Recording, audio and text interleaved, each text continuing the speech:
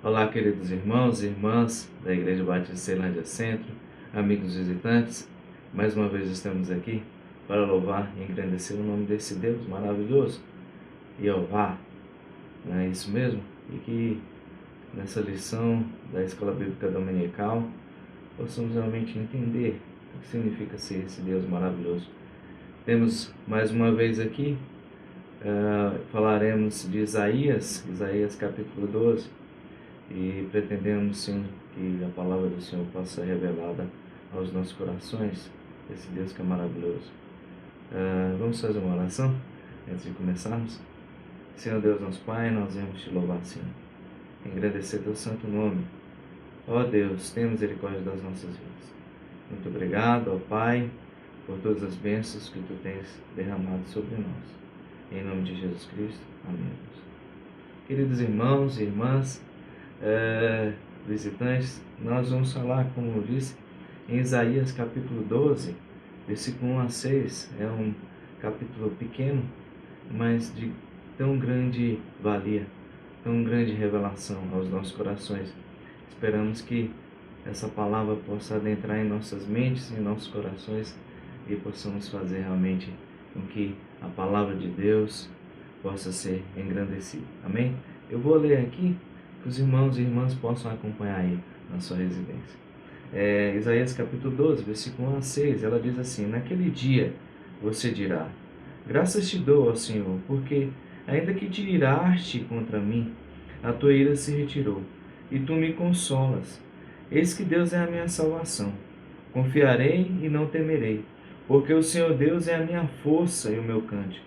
Ele se tornou a minha salvação. Com alegria vocês tiraram água das fontes da salvação. Naquele dia vocês dirão: deem graças ao Senhor, invoquem o seu nome, tornem conhecidos entre os povos os seus feitos. Anunciem que é excelso o seu nome. Cantem louvores ao Senhor, porque ele fez coisas grandiosas. Saiba-se isto em toda a terra. Exultem e gritem de alegria, ó moradores de Sião, porque grande é o Santo de Israel no meio de vocês. Meus irmãos e irmãs, no capítulo 12 do livro de Isaías, é um cântico de libertação. Quando voltamos um pouco na história, nós observamos que Israel, o povo da aliança, a descendência de José, a descendência de Abraão, Isaac e Jacó, estava ali no Egito. E naquele momento, a Bíblia relata que a descendência de José, junto com os descendentes ali de Jacó, eles se reproduziram naquela terra e acabaram sendo vítimas de um faraó que não conhecia José. E por conta disso, o povo da aliança se torna escravo ali no Egito. E em Êxodo capítulo 15, versículo 1 e 2, olha o que Moisés diz com o povo. Então Moisés e os filhos de Israel entoaram este cântico ao Senhor. Cantarei ao Senhor, porque triunfou gloriosamente. Lançou no mar o cavalo e o seu cavaleiro. O Senhor é a minha força e o meu cântico. Ele se tornou a minha salvação. Este é o meu Deus, portanto eu louvarei. Ele é o Deus de meu Pai, por isso o exaltarei. É uma parte aqui em Êxodo capítulo 15, versículo 1 e 2, e segue adiante, muito parecido com esse capítulo que nós vamos trabalhar hoje em Isaías. O povo de Israel, como eu disse, a descendência de Jacó, de José, havia se estabelecido ali no Egito, e agora eles estavam sendo escravos naquele local. Mas Deus liberta aquele povo, demonstrando ali o seu poder.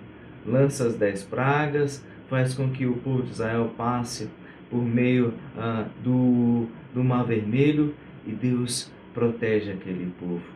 Durante o dia, lançando ali uma sombra, e durante a noite, tendo ali um fogo para que pudesse aquecer aquelas pessoas no deserto.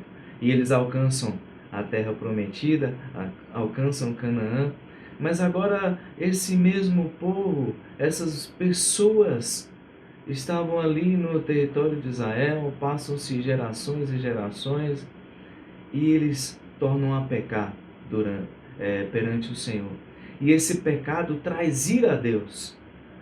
É interessante aqui, como diz lá em Lamentações capítulo 3, versículo 22 e 23, embora Deus tivesse ficado irado com esse povo, mas as misericórdias do Senhor são tão grandes, elas se renovam a cada manhã, né? Grande é a fidelidade de Deus, as misericórdias do Senhor não têm fim. O povo peca, o povo de Israel peca, é levado ao exílio babilônico, no caso de Judá. No caso do Reino do Norte, é levado pelos assírios. No caso do Reino do Norte, alguns voltam e se restabelecem ali na capital Samaria. Os exilados de Judá, eles conseguem retornar à sua terra. Era a descendência de Davi, do rei Davi. Então, com isso, Deus estabelece novamente ali a sua graça, a sua misericórdia para aquele povo. Então nós vamos trabalhar aqui, meus irmãos, esses 6 versículos. A primeira parte diz que Deus, ele fala assim, olha, graças te dou, Senhor, porque ainda que tiraste contra mim, a tua ira se retirou, e tu me consolas. Ou seja, o povo havia pecado, o povo havia errado, mas o povo, quando vai ao exílio, sofre naquele local, se arrepende dos seus pecados, se converte, então a ira do Senhor é aplacada, a ira do Senhor é aliviada. A palavra no hebraico para ira tem um sentido interessante. Ela tem uma tendência, um significado de dizer que é como se uma pessoa estivesse ofegante, respirando de maneira ofegante. E isso é como se Deus estivesse olhando para aquele povo que está pecando, que é um povo idólatra, que esquece do Deus da aliança, que esquece do Deus de Israel, das maravilhas que tinha feito para libertar aquelas pessoas ali no Egito. Aquelas pessoas têm prazer no pecado, têm prazer na idolatria, adoram ao Deus Moloque, adoram aos deuses que estavam em outras regiões, mas agora aqueles deuses não conseguem salvá-los, eles são levados para o exílio e eles se arrependem ali na Babilônia, eles se arrependem ali na Síria, porque tinham se tornado escravos daquele povo, escravos do pecado, escravos da idolatria. Mas a ira do Senhor é aplacada, e eles dão graças. No versículo 1, graças te dou, Senhor, porque ainda que tiraste contra mim, ainda que Deus estivesse olhando para aquele povo, e aqui no sentido antropomórfico, Deus estivesse olhando e estivesse ali com a sua respiração ofegante, irado, mas Deus, agora a ira teria se aplacado e agora a ira de Deus estaria passada. E agora, na verdade, Deus estaria consolando aquele povo, aquelas pessoas. Há uma palavra de esperança para aqueles que buscam a Deus. A ira de Deus se retirou e agora há consolo, paz e alívio. O versículo 2 diz assim, meus irmãos, eis que Deus é a minha salvação. Confiarei e não temerei, porque o Senhor Deus é a minha força e o meu cântico. Ele se tornou a minha salvação. Aquelas pessoas que antes estavam idolatrando, estavam buscando outros ídolos das outras nações, os deuses assírios, os deuses da Babilônia, os deuses dos filisteus, os deuses amonitas, moabitas, edomitas. Agora aquelas pessoas, olha o que elas dizem, o Senhor Deus é a minha salvação, é a minha força. Eles dizem 3 vezes, repetem 3 vezes esse pronome, minha salvação, minha força, e retornam, minha salvação. Eles não queriam mais abandonar a Deus, porque eles tinham reconhecido agora, após a ira de Deus, após eles terem idolatrado, terem se esquecido do Senhor, agora eles resgatam. A essência aqui, meus irmãos e irmãs, é de resgate. O povo estava mergulhado no pecado e, como consequência, havia sofrimento. Eles tinham sido levados cativos, sim, mas Deus escuta as orações desse povo. Por isso eles falam, naquele dia, quando eles estivessem buscando ali, por meio das suas orações, eles são resgatados. Lembram-se, meus irmãos e irmãs, do que significa Jesus? Jesus significa Deus é a salvação. É interessante aqui no hebraico que sempre repete para a salvação, Yeshua, Yeshua, que é justamente o nome de Jesus. Deus é a salvação. O versículo 3 a 6 continua uma celebração linda. O profeta se dirige aos remidos, aos resgatados, mais uma vez. Olha o que diz o versículo 3 do capítulo 12. Com alegria vocês tirarão água das fontes da salvação. Queridos irmãos e irmãs, nós devemos nos lembrar primeiramente que essas pessoas conheciam muito bem a história do Êxodo. Moisés e todos os libertos do Egito. Em Êxodo capítulo 17, versículo 1 a 7, narra como Deus havia satisfeito a sede física de seu povo no deserto de Sim, quando o povo de Israel estava ali caminhando para Canaã. A mesma solução agora é oferecida e o Novo Testamento amplia esse provimento de Deus a incluir o suprimento de água espiritual para satisfazer a sede da nossa alma. A sede da nossa alma. Veja bem em João capítulo 4, versículo 10 a 14, olha o que diz. Jesus respondeu, se você conhecesse, ele está falando aqui com a mulher do poço, se você conhecesse o dom de Deus, e quem é que está lhe pedindo para beber, você pediria e ele daria água viva. Ao que a mulher respondeu, o Senhor não tem balde, o poço é fundo. De onde vai conseguir essa água viva, Jesus? Por acaso o Senhor é maior do que Jacó, o nosso pai, que nos deu o poço, do qual ele mesmo bebeu, assim como seus filhos e o seu gado? Olha que Cristo responde, quem beber desta água voltará a ter sede. Mas aquele que beber da água que eu lhe der, nunca mais terá sede. Pelo contrário, a água que eu lhe der será nele uma fonte a jorrar para a vida eterna. Em Isaías capítulo 12, versículo 4, a Bíblia diz que naquele dia vocês dirão, deem graças ao Senhor, invoquem o seu nome, tornem conhecidos entre os povos os seus feitos, anunciem que é céus o seu nome. Aquele povo que tinha pecado, que tinha se esquecido do Senhor, que idolatrava, que tinha outros ídolos, agora eles tinham se voltado para Deus. Eles tinham sofrido sim, no exílio, tinham passado dificuldades, eles clamavam novamente por voltar à sua terra, voltar aonde aonde estava o templo. Eles queriam reconstruir. E é interessante, meus irmãos, quando nós vemos a história do povo de Judá, o povo de Israel, nunca mais após o exílio, eles se atreveram à idolatria. Eles podem ter feito outras coisas erradas, mas idolatria nunca mais eles tinham voltado a fazer. E agora, como Isaías está dizendo aqui, essa água, essa fonte de salvação, e essa fonte agora aponta para Cristo, essa fonte inesgotável de vida, porque esse Jesus, Yeshua, ele é a verdadeira salvação, ele que resgata o miserável pecador. Aqui Deus está irado com o seu povo. Inspiração ofegante, como nós dissemos. O povo está sofrendo, mas esse povo se arrepende. Deus, em sua infinita graça e misericórdia, assim como Ele faz conosco, Ele resgata, Ele nos compra por esse preço que é o próprio sangue de Cristo. E agora sim o povo celebra, o povo adora, o povo louva a Deus.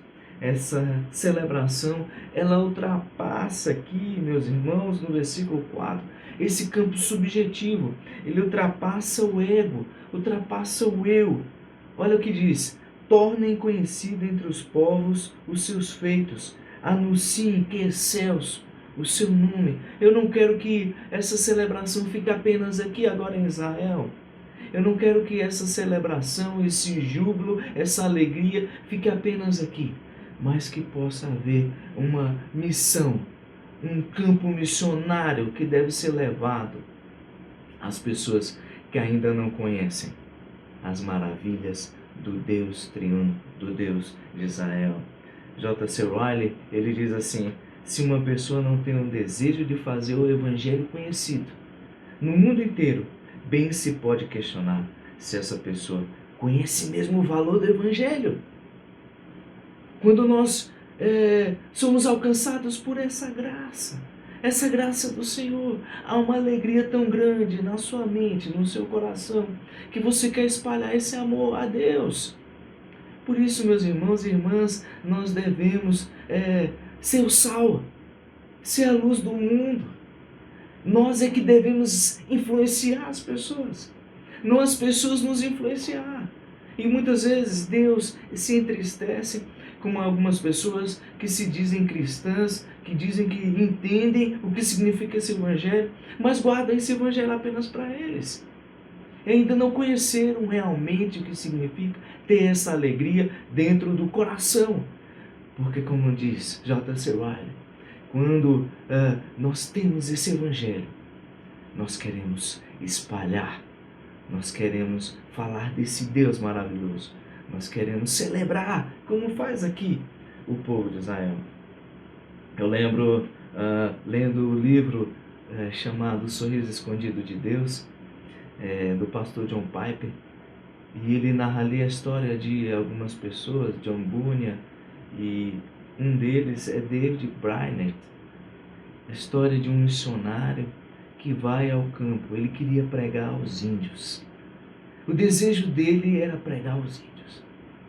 Ele tinha conhecido esse evangelho, essa graça havia chegado ao coração desse missionário, David Brainerd.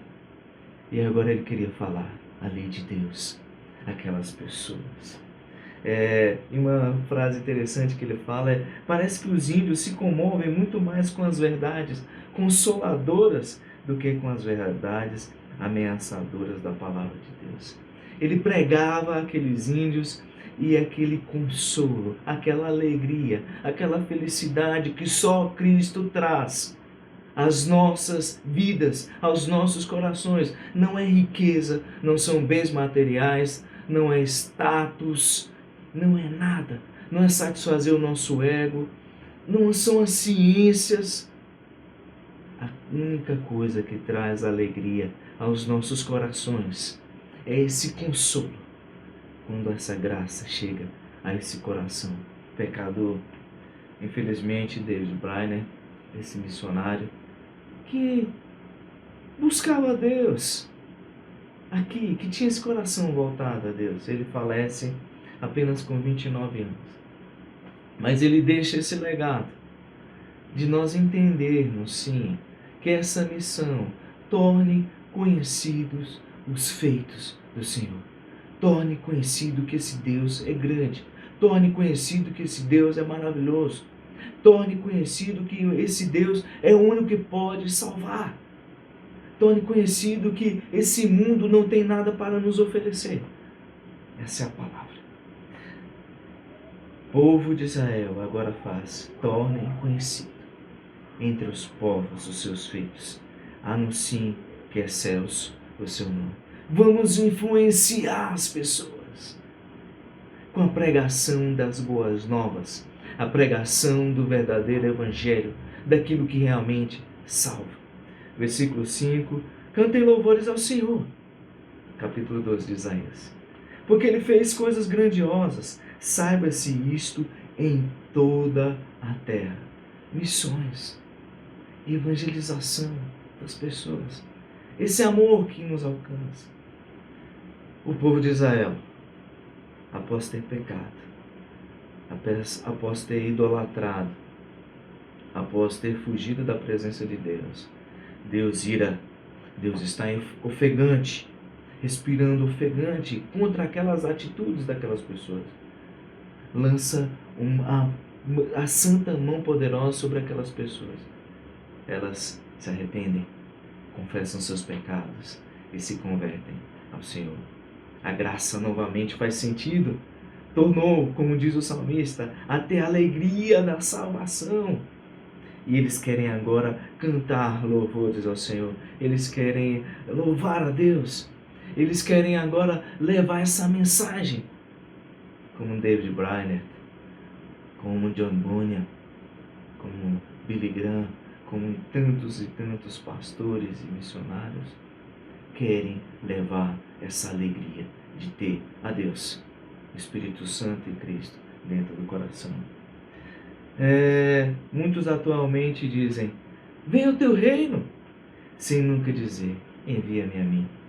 Como saberão em toda a terra se não houver alguém que lhes diga que o Senhor é grande? Nós queremos as bênçãos de Deus, mas muitas vezes nos esquecemos de Deus, do Deus da bênção. O último versículo fecha com um grande pronunciamento, Isaías 12, 6. Exultem e gritem de alegria, ó moradores de Sião, porque grande é o Santo de Israel no meio de vocês. A imagem aqui, meus irmãos e irmãs, no texto hebraico, personifica Sião como uma mulher ao ordenar-lhe que exulte e jubile em celebração à grandeza do Senhor. Que se regozije o povo de Sião, o povo de Israel, o povo da aliança. Sim, agora esse povo volta, esses alcançados pela graça, pois para ele foi dada a maior de todas as bênçãos. Deus está no meio deles. Ali em sua majestade, o Santo de Israel, ele se revela. O capítulo termina com o nome divino, tão querido de Isaías. Meus irmãos, que cântico de libertação! Eles haviam lembrado de Moisés lá atrás, em Êxodo, quando o povo de Israel, cativo ali no Egito, tinha sofrido, escravos. E agora eles estavam sendo libertos. E Deus faz maravilhas para que aquele povo nunca se esquecesse dos seus feitos. Agora aqui, passados muitos e muitos anos, o povo de Israel se esquece daqueles feitos que Deus teria feito, que Deus havia feito para eles. Esquece disso. E eles são levados, exilados para a Babilônia. Ali ficam subjugados pelo povo da Babilônia, posteriormente pelo povo medo e persa. Mas Deus aplaca a sua ira. Eles se arrependem dos seus pecados. Eles se voltam novamente para o Deus de Israel, esse Deus tribal. E quando eles se voltam, Deus lança para eles essa graça maravilhosa. Quais as aplicações, meus irmãos? Primeiro, o pecado tem sede no coração do homem e influencia o intelecto, a vontade e os afetos, como diria Luiz Berkoff. Isso traz consequências. Uma delas é a ira de Deus. O nosso Senhor, ele é santo, mas no momento em que nos arrependemos e nos convertemos, o nosso coração há mudança de vida. Podemos dizer como aquele povo: graças te dou ao Senhor, porque ainda que tiraste contra mim, a tua ira se retirou e tu me consolas. 3 vezes eles dizem agora, utilizam esse pronome pessoal: minha salvação, minha força, o meu resgate. Segunda aplicação, meus irmãos, a falta muitas vezes de tranquilidade é uma das características deste mundo. Quantas pessoas com depressão, com ansiedade, não é verdade? A pressa, o vexame, o fracasso e os desapontamentos nos confrontam por todos os lados. Mas há esperança. Existe uma arca de refúgio para o cansado, tal como houve para a pomba solta ali por Noé na arca. Em Cristo nós encontramos descanso. Descanso para a consciência, descanso para o nosso coração, descanso fundamentado no perdão, sim, de todo o pecado. Descanso que é resultado da paz com Deus.